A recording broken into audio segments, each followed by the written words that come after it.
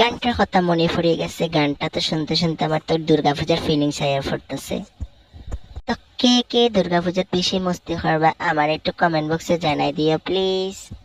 আমি তো খুব দুর্গাপূজাত খুব মস্তি করবো। কে কে দুর্গাপূজাত মস্তি করবার মাংস দিয়ে দশমীর দিন ভাত খাইবা আমার এটা জানাই। তারপরে দেখতে পারতেছে আমি মশলা টসলা দেওয়ার পরে মাংসটা ছাইড়া দিমু।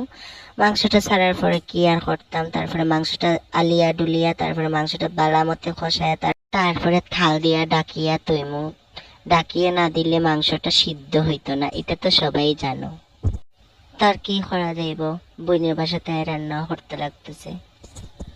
তারপরে মাংস মতো জল দিয়ে ডাকিয়ে দিলাম। তারপরে দেখতেছো আমি কিরকম গামছি। তারপরে মাংসটা কষানোর পরে মাংসের উপরে দিয়ে দিলাম গরম মশলা। গরম মশলা না দিলে সেন্ট উঠতো না। A few moments later, 2000 years later. তারপরে দেখতেছো মাংস হইতে